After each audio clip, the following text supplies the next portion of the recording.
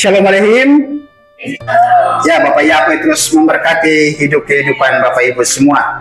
Ya, kalau sampai saat ini kita masih ada, itu berarti Bapak Yahweh masih baik, masih memberikan nafas bagi kita. Ya.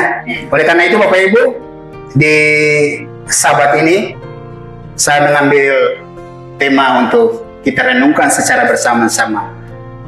Topiknya titik tersembunyi dalam nafasmu. Ya, ada dua pembacaan yang akan kita baca Bapak Ibu. Yang pertama kita baca dari Kejadian 2 ayat yang ke-7. Demikian firman Bapak Yahweh.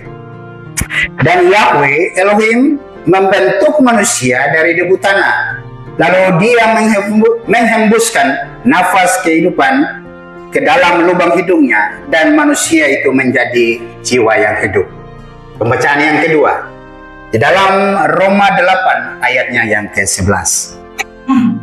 Namun jika roh dia yang telah membangkitkan Yesua dari antara yang mati berdiam di dalam kamu, dia yang telah membangkitkan Hamasya dari antara yang mati akan menghidupkan juga tubuhmu yang fana melalui rohnya yang berdiam di dalam kamu. Ya, demikian pembacaan firman Bapak Yahweh. Ya Bapak Ibu, kalau melihat dari pembacaan kita, dua pembacaan ini tidak terlepas dari tadi yang saya sampaikan, bahwa kehidupan kita ditentukan oleh nafas kehidupan yang Bapak Yahweh berikan untuk kita. Ya, karena tanpa nafas tidak mungkin kita ada di tempat ini. Ya, jadi kita semua ada di tempat ini bersyukur, masih diberikan kesempatan, masih diberikan waktu, ya, masih diberikan tubuh yang kuat, yang sehat untuk kita datang beribadah kepada Bapak Yahweh. Nah, kita akan melihat lebih jauh Bapak Ibu, apa itu nafas kehidupan yang merupakan titik tersembunyi dalam kehidupan kita, ya. Nah, kita lihat Bapak Ibu, nafas itu rahasia kehadiran Tuhan. Kenapa dikatakan rahasia kehadiran Tuhan? Setiap tarikan dan hembusan nafas adalah saksi kehadiran Bapak Yahweh. Dalam bahasa Ibrani, nafas itu disebut ruah, yang berarti juga angin atau roh atau semangat hidup. Jadi ketika Elohim menghembuskan nismat hayim atau nafas kehidupan, ia menanamkan bagian dari dirinya sendiri ke dalam manusia. Ya, jadi kita hidup di bumi ini, di dalam cakrawala yang sudah diciptakan oleh Bapak Yahweh. Ya pasti ada angin, ada roh, ada semangat hidup. Ya. Nah, semangat itu juga bagian dari nafas kehidupan yang kita sementara nikmati. Bapak Ibu semangat tidak sampai saat ini? Semangat, iya, karena kita di dalam Bapak Yahweh. Ya, semangat kita terus bernyala-nyala di dalam kuasa Bapak Yahweh. Nah, di dalam ilmu Ibrani kuno, Bapak Ibu, ya, di dalam ilmu Ibrani kuno menyebutkan ada titik tersembunyi di dalam nafas manusia yang disebut titik hu. Hu itu suara yang tak terucap yang keluar di antara ya dan we. Ya, kalau disambung apa Bapak Ibu? Yahweh. Iya. Jadi hu melambangkan nafas yang tidak terdengar namun nyata, bagian dari nama Tuhan kita Bapak Yahweh yang tidak diucapkan dengan lidah melainkan dihidupi melalui nafas kita. Ya, jadi hu itu kalau orang tua dulu kan di tahlil, di dua sahabat lama, kalau tidak hu berarti huwa, ya kan? Nah, itu menggambarkan bahwa ada kehadiran Tuhan di situ. Dulu kita nyanyi hu, nyanyi huwa, tapi tidak mengerti ini hu dan huwa ini apa. Ya, kita cuma orang Kristen lalu kita tahu hu, menyanyi hu dua sahabat lama. Sekarang mungkin tidak ada dua sahabat lama lagi yang dinyanyikan, sekali-sekali baru dinyanyikan. Tahlil, nyanyian rohani. Kalau sekarang kan lebih banyak PKJ, nyanyian baru, ya. Nah, tapi kalau dulu-dulu kan ada hu. Nah, itulah titik yang merupakan sesuatu yang tidak kelihatan, tapi dia bisa terucap. Nanti kita masuk sampai di dalamnya Bapak Ibu. Ya. Jadi kalau titik hu itu di dalam kehidupan kita Bapak Ibu tanpa sadar, ya, itu yang dibilang dia tidak bersuara. Jadi tanpa kita mengeluarkan suara pun, bahwa kita lagi mengucapkan namanya Bapak Yahweh. Kenapa saya bilang begitu Bapak Ibu? Ya? Bapak Ibu tarik nafas, Bapak Ibu hembuskan. Ya? Kalau YHWH, kadang-kadang orang bilang tidak bisa dibacakan. Ya, tapi karena ada dia punya berikutnya, ada dia punya titik-titiknya yang bisa menyambungkan kata itu menjadi Yahweh. Tapi tanpa kita berucap pun nama Yahweh setiap hari keluar dari mulut kita. Kenapa Bapak Ibu? Sekarang Bapak Ibu coba tarik. Yahweh. Itu. Jadi setiap kita menarik nafas ada kata Yah. Setiap kita menghembuskan nafas ada kata Weh. Ya. Jadi kalau Bapak Ibu, siapapun dia, mau dia beragama apapun, kehidupan roh Bapak Yahweh itu ada di dalam setiap manusia. Ya, jadi orang tidak bisa memungkiri Bapak Ibu. Orang tidak bisa menyangkal kalau Tuhan pencipta langit dan bumi dan manusia itu adalah Bapak Yahweh, bukan yang lain. Karena kenapa? Dalam setiap tarikan nafas dan setiap hembusan nafas, di situ keluar ucapan Yahweh. Jadi ketika kita menarik nafas, itu maksudnya Yahweh, Yahweh. Itu titik-titik di mana dibilang atau dikatakan sebagai titik hu, titik yang tidak kelihatan, ucapan yang tidak kelihatan, tapi setiap hari kita mengucapkannya tanpa kita sadar. Ya, jadi Bapak Ibu kan baru tahu. Nah, pernah kita pelajari dulu kan? Kita pelajari dulu bahwa di dalam DNA kita ada nama Bapak Yahweh. Di dalam DNA kita. Jadi setiap 10 asam, setiap 5 asam, setiap jembatan 6 asam, lalu kemudian setiap jembatan 5 asam, dia kembali lagi ke setiap jembatan 10 asam, ada nama YHWH dalam diri kita. Nah, bahkan sekarang nafas pun itu ada ucapan Yahweh. Ya, jadi orang tidak bisa memungkiri itu Bapak Ibu. Siapapun dia, mau dengan ilmu pengetahuan apapun, tidak bisa membantah apa yang sudah Bapak Yahweh sediakan bagi kita, yaitu nafas kehidupan. Nah, ketika seorang bayi lahir, ia menarik nafas pertama, dan ketika seorang meninggal, dia kembali kepada Elohim. Itu berarti selama kita bernapas, kita terhubung dengan sumber kehidupan. Ya, ketika seorang bayi dia lahir, Bapak Ibu, kata yang pertama dia ucapkan itu Yahweh. Iya kan? Ketika dia keluar dari napas, Yahweh. Dia punya hembusan yang pertama itu nama dan ucapan kata Bapak Yahweh. Begitu pula ketika orang meninggal. Pernah lihat orang meninggal Bapak Ibu? Pernah ya? Semua. Jadi yang pertama dia tarik, dia hembuskan selesai.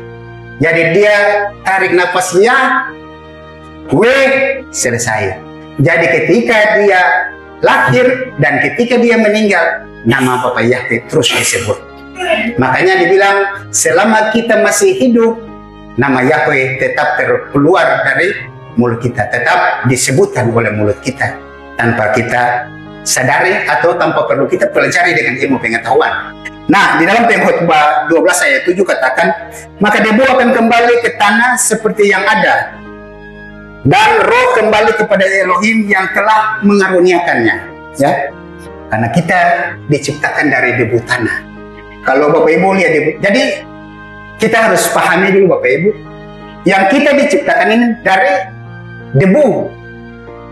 Ya, jadi dari debu, bukan tanahnya. Jadi debu itu yang kemudian diambil Bapak Yahweh untuk menciptakan manusia. Jadi ketika manusia diciptakan dari debu tanah, itu berarti manusia jangan sombong. Karena sebenarnya debu tanah itu barang yang tidak berharga. Ditiup angin pun pasti dia berlalu. Makanya Tuhan tuntut kita untuk rendah hati. Kita tidak sombong karena kita bukan apa-apanya di hadapan Tuhan. Ya, kita ini hanya debu tanah. Jadi kita harus perbaharui bahwa kita ini dari debu tanah, bukan kita dari tanah. Kita dari debu tanah. Ya, sehingga kalau bilang debu dia ringan sekali, ditiup angin dia bisa terhempas Bapak Ibu. Jadi dalam setiap nafas, tarikan nafas yang tadi disebutkan ada kata ya, dan setiap hembusan nafas itu ada kata weh. Jadi tanpa berbicara pun manusia setiap hari menyebut nama Tuhan Sang Pencipta. Dia tidak bisa menyangkal Bapak Ibu. Dia mau belajar teologi sampai S1, S2, S3, S-Lilin, dan segala macam SS, dia tidak bisa membantah fakta ini. Dia tidak bisa membantah Bapak Ibu bahwa nafas kehidupan yang kita peroleh ini itu adalah dari Bapak Yahweh. Makanya ketika sering kita bilang Tuhan itu ada di mana-mana. Pertama, karena DNA kita saja sudah ada nama Bapak Yahweh. Yang kedua, setiap tarikan dan hembusan nafas kita, itu juga kita lagi menyebut nama Bapak Yahweh. Jadi Bapak Yahweh itu ada bersama-sama dengan kita, ya. Dan Dia telah menjadi daging di dalam wujudnya Yeshua HaMashiach. Sekarang ketika Yeshua HaMashiach tidak ada, yang ada Roh Bapak Yahweh atau Roh HaKudes. Di dalam Mazmur 150 ya, 150 ayat 6 dikatakan, Kol hanesama tehaleliyah, atau biarlah setiap yang bernafas memuji Yah. Itu firman jelas Bapak Ibu tanpa kita sadari. Jadi setiap hembusan nafas kita, kita sementara meneriakan atau menyebut nama Bapak Yahweh, Bapak Yahweh, Bapak Yahweh. Ya, itu. Karena kenapa? Yang memberikan nafas kehidupan adalah Bapak Yahweh, bukan sesembahan lain. Nah, Bapak Ibu, yang kedua, ilmuhu, ya, ilmuhu adalah titik tersembunyi di antara kehidupan dan keheningan. Dalam Ibrani kunohu adalah penyebutan lembut yang kehadirannya tidak terlihat. Siapa yang bisa melihat nafas Bapak Ibu? Siapa yang bisa melihat angin? Ya kan?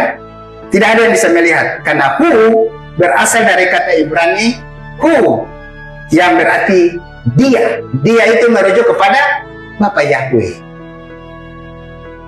Nah, jadi hu bukan sekedar bunyi, tapi itu menunjukkan pribadinya Bapak Yahweh itu sendiri.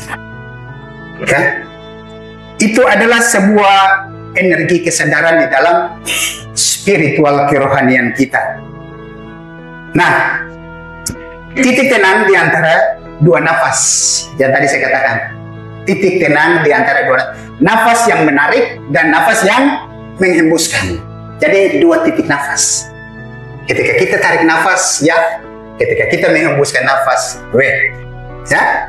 Nah, di mana roh manusia di situ menyentuh langsung rohnya Bapak Yahweh. Jadi dalam keheningan antara tarikan dan hembusan nafas, di situ ada ruang maha suci di mana Bapak Yahweh ingin berbicara. Karena kenapa Bapak Ibu? Ruang maha suci bukan dilihat dari bait sucinya, lalu kemudian ada pelataran, ada ruang kudus dan ruang maha kudus. Tapi diri kita ini adalah tabernakelnya Bapak Yahweh. Kita adalah bait Elohimnya Bapak Yahweh. Nah, ketika Bapak Yahweh bersemayam itu di titik paling sunyi di dalam diri kita, ya, itu yang disebut ruang maha kudus dalam kehidupan kita. Karena di situ roh Bapak Yahweh bersemayam. Kalau tidak ada roh Bapak Yahweh, Bapak Ibu, itu berarti kita sama dengan orang yang sudah gila. Cuma jiwanya saja yang ada, nafasnya, tapi roh Bapak Yahwehnya tidak ada. Orang gila tidak mungkin ada roh Bapak Yahweh, Bapak Ibu. Lalu kemudian di dalam Mazmur 46 ayat 11 katakan begini, diamlah dan ketahuilah bahwa akulah Elohim. Diam berarti ada nafas Bapak Yahweh, ya, karena Bapak Yahweh yang menciptakan kita, Bapak Yahweh yang sangat-sangat mengenal kita lebih daripada kita mengenal diri kita sendiri. Karena pasti seorang pencipta itu lebih mengenal yang dia ciptakan daripada yang diciptakan itu sendiri. Ya, ketika seorang profesor dia membuat robot, Dia pasti tahu kelemahan dan kelebihan robot itu. Dia bisa menghidupkan robot itu, dia bisa mematikan robot itu. Ya, jadi sama seperti Bapak Yahweh. Dia lebih mengetahui kita daripada kita mengetahui diri kita sendiri. Oleh karena itu, terkadang dalam hembusan nafas kita, kita harus sering-sering belajar untuk saya pernah katakan kita meditasi. Meditasi kan berarti kita atur kita punya nafas. Kalau kita marah-marah atau kita lagi emosi, kita tidak bisa mengatur kita punya nafas. Ya, tapi Tuhan bilang Dia akan berdiam di dalam orang yang tenang dan diam, karena di situ ada kekuatan. Ya, saya punya satu cerita Bapak Ibu. Ada seorang pebisnis, ya, pebisnis yang cukup kaya. Dia ada menjalin sebuah komunikasi dengan sebuah perusahaan besar, ya, dari sebuah perusahaan besar. Nah, mereka berjanji esok ketemu di waktu siang. Nah, esok pagi dia sudah buru-buru Bapak Ibu. Dia buru-buru dari rumah, dia naik taksi. Sampai di jalan, oh macetnya luar biasa. Oh dia sudah kecewa, dia sudah menggerutu dalam taksi itu. Sampai di bandara itu dia terlambat 1 jam. Ya, dari rumah sampai ke bandara terlambat 1 jam karena macet di tengah jalan. Sampai di bandara Bapak Ibu, bukannya pesawat mau jalan, pesawatnya delay 2 jam lagi. Jadi dia terlambatnya 3 jam. Ya sudah dia tunggu saja sambil kesal, sambil menggerutu. Nah, setelah pesawat terbang sampai di tempat tujuan di perusahaan yang mau kerjasama dengan dia, sampai terus bos pimpinan perusahaan katakan, "Waduh, Bapak sudah terlambat. Saya baru saja kerjasama dengan orang yang tadi baru keluar berpapasan dengan Bapak." Betapa kecewanya dia Bapak Ibu, betapa marahnya dia. Dia langsung tunjukkan kemarahan itu kepada siapa? Kepada Tuhan. Kalau Tuhan tadi kalau tidak macet, saya sudah pasti kerjasama. Kalau pesawat tadi tidak delay, saya pasti sudah bisa kerjasama. Karena yang di otaknya, di pikirannya, bahwa ketika kerjasama itu Bapak Ibu, dia akan untung ratusan miliar.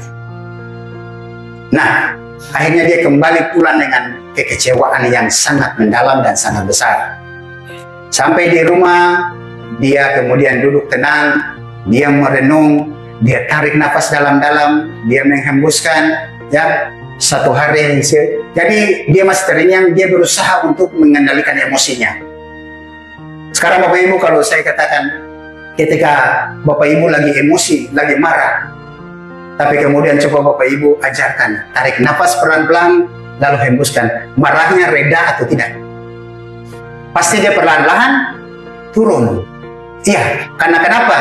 Ketika kita menarik nafas perlahan-lahan dan menghembuskan, maka di situ roh Bapak Yahweh mulai mengatur ritme kehidupan kita. Ya. Nah, berlanjut Bapak Ibu. Setelah dia mulai merelakan kerjasama tadi terlepas, 1 minggu kemudian Bapak Ibu, 1 minggu kemudian, dia nonton televisi begini, dia dengar di televisi, dia nonton dan dia saksikan mendengar berita bahwa ternyata perusahaan yang tadi mau kerjasama dengan dia mengalami masalah hukum yang sangat besar. Bahkan si klien yang tadi sudah membangun kerjasama dengan perusahaan itu juga ikut-ikut terseret masalah hukum. Nah, akhirnya dia mulai memahami maksud Bapak Yahweh. Ya, dia sadar bahwa rencana Bapak Yahweh itu sungguh indah dan sungguh baik untuk kehidupannya. Ya. Kalau dia tadi dapat kerjasama, berarti dia juga orang yang terseret dengan masalah hukum di perusahaan itu. Akhirnya dia mulai berpikir, oh berarti tadi yang macet yang saya alami, terus pesawat delay yang tadi juga saya alami, itu bagiannya dari rencana Bapak Yahweh untuk menyelamatkan hidup saya. Ya, itu ketika dia diam dan tenang. Makanya kalau ada apa-apa Bapak Ibu, ada masalah, ada persoalan yang kita hadapi, jangan kita sembrono, jangan kita kemudian orang Ambon bilang kepanasan, ya, karena pasti ketika kita emosi, kalau kita tidak bisa mengendalikan emosi kita, keputusan kita pasti ada hal-hal yang tidak baik. Ya, entah itu tindakan kita atau perkataan kita yang keluar dari mulut kita. Ya. Nah, ketika kita menghadapi persoalan, berusahalah, ketahuilah bahwa dalam setiap tarikan dan hembusan nafas kita itu ada Bapa Yahweh. Pasti Bapa Yahweh tenangkan kita, pasti. Ya. Nah, kemudian Bapak Ibu, yang ketiga, nafasmu adalah bait suci, tempat namanya berdiam. Nama Bapa Yahweh berdiam dalam nafas kita, dalam hidup-kehidupan kita. Dalam pola akar Ibrani, kata ruah atau roh dan kata rea atau aroma berasal dari akar kata yang sama, yaitu menghembuskan. Artinya Bapak Ibu, setiap nafas yang kita nikmati saat ini, kita lagi membawa aroma dari Samayim. Karena nafas itu berasal dari Samayim. Siapa dia? Dari Bapa Yahweh. Ya, jadi setiap nafas kita itu adalah nafas dari Bapa Yahweh. Aromanya aroma dari Samayim. Ya, itu secara spiritual Bapak Ibu. Bukan berarti yang sisa tidak gosok gigi lalu kemudian aromanya, oh ini bukan aroma dari Samayim, ini pasti aroma lain. Bukan Bapak Ibu. Ya, maksudnya aroma Samayim itu nafas kehidupan kita berasal dari Samayim, sang pemberi nafas itu. Ya. Nah, Yesua sendiri Bapak Ibu, Yesua sendiri dia menghembuskan nafasnya juga kepada murid-muridnya. Ada pembacaannya, ya. Yesua menghembuskan nafasnya. Jadi bukan saat itu murid-muridnya meninggal dunia atau mati, tidak. Tapi Yesua memberikan kuasa melalui Roh Kudus kepada murid-muridnya. Ada di dalam Yohanes 20 ayat 22. Begini bunyinya Bapak Ibu. Dan setelah mengatakan hal itu, dia, Yesua, menghembuskan nafas dan berkata, terimalah Roh Kudus.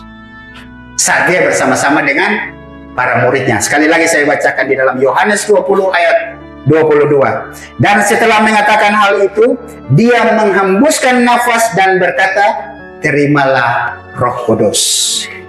Ya. Itu bukan hanya sebuah perkataan simbolik Bapak Ibu. Ya. Jadi Yesua mengembalikan nafas ilahi, nafas dari Bapa Yahweh yang hilang karena dosa-dosa manusia. Jadi dia kembali memberikan roh itu hidup di dalam para muridnya. Sama seperti kita, Yesua juga setelah menyerahkan nyawanya ganti kita, dia sementara bilang, terimalah Roh Kudus, terimalah nafas kehidupan, kalau tidak Anda mati. Iya kan? Kalau bukan karena Yesua yang mengorbankan diri, maka nafas kita tidak ada artinya. Kita pasti mati secara rohani, pasti mati. Nah, itu menanamkan yang tadi dibilang ilmu hu, ya, ilmu hu dari nafas Elohim ke dalam para muridnya ketika Yesua sampaikan hal itu. Nah, ketika kita hidup dalam roh, maka nafas itu juga merupakan perpanjangan dari Roh Kudus. Ya, karena Roh Kudus itu adalah Bapa Yahweh itu sendiri. Yesua HaMashiach adalah Bapa Yahweh itu sendiri. Karena Bapa Yahweh itu Esa, Bapa Yahweh itu Eha. Ya.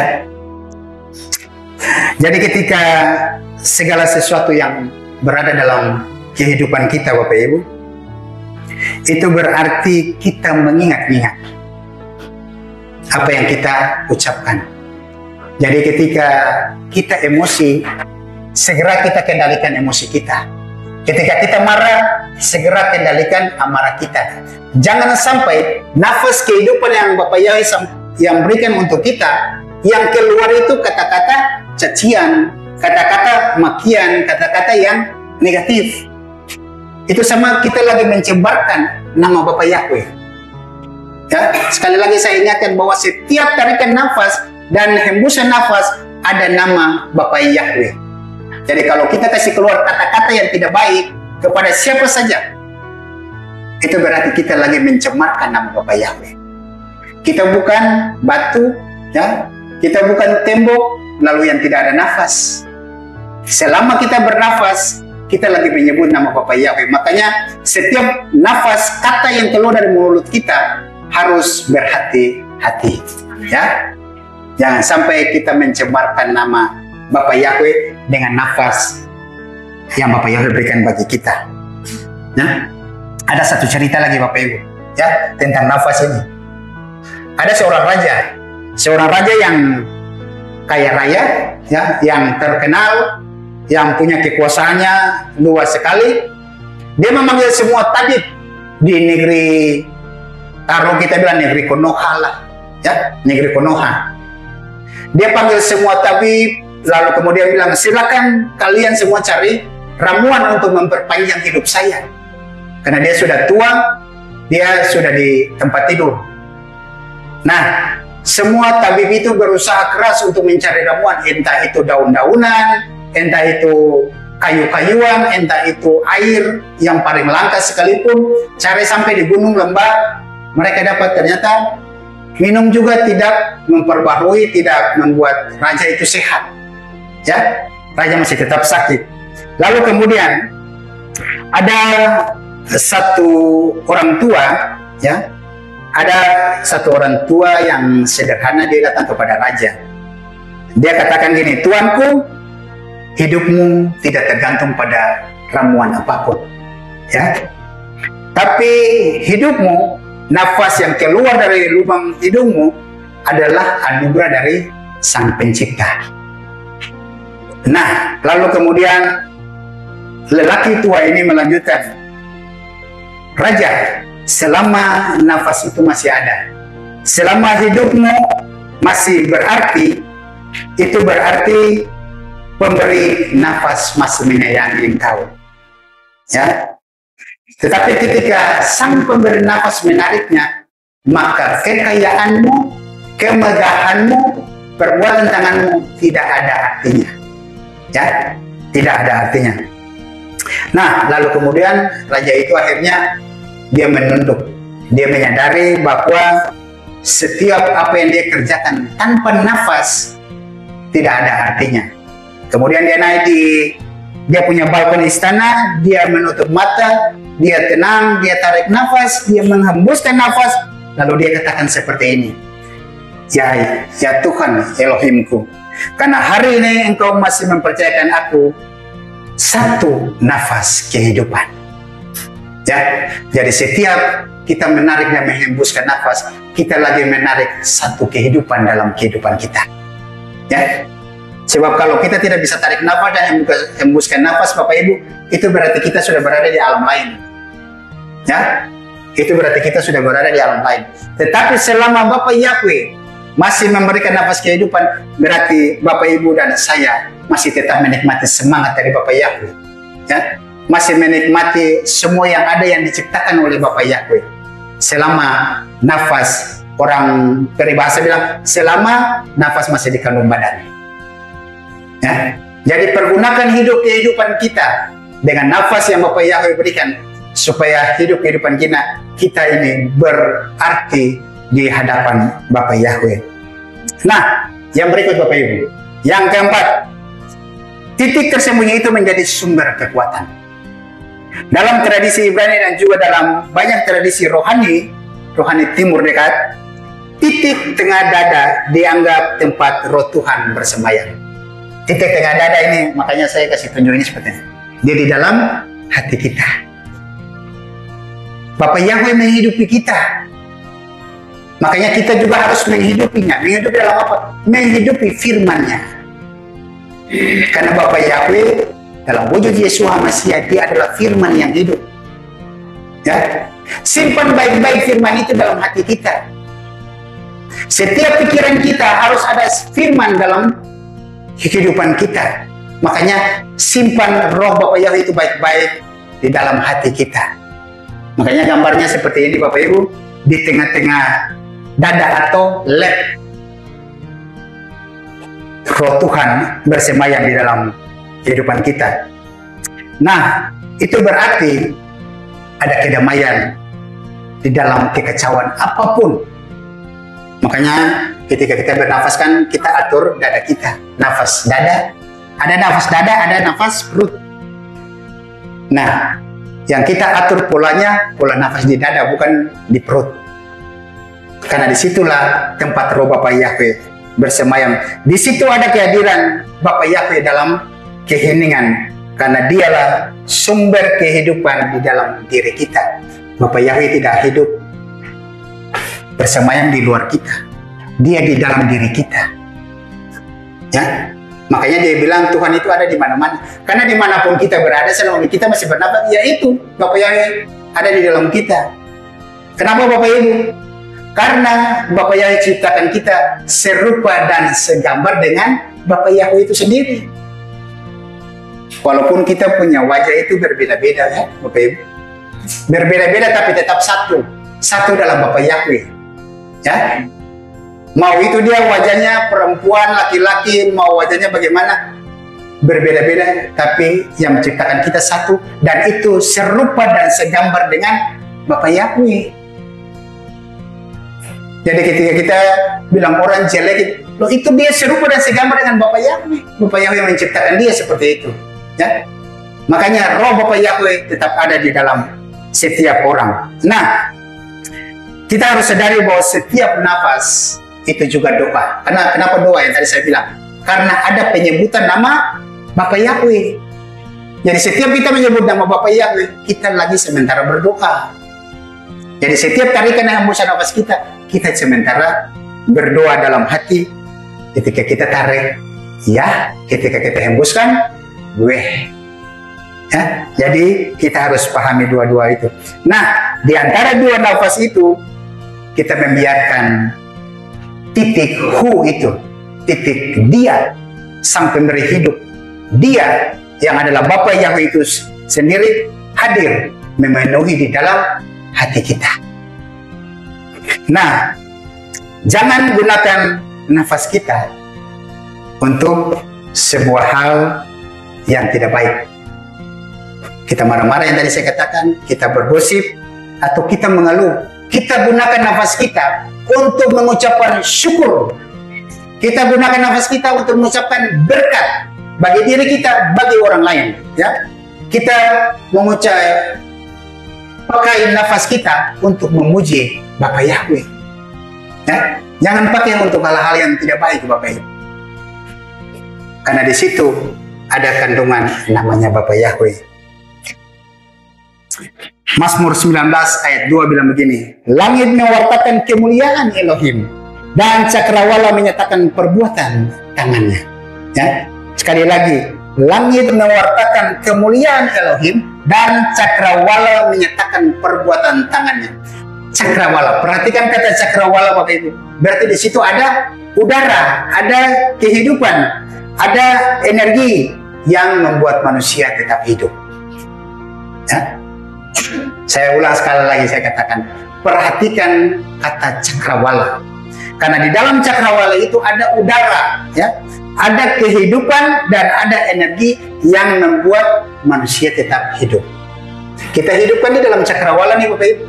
Di bumi ini kita hidup dalam cakrawala.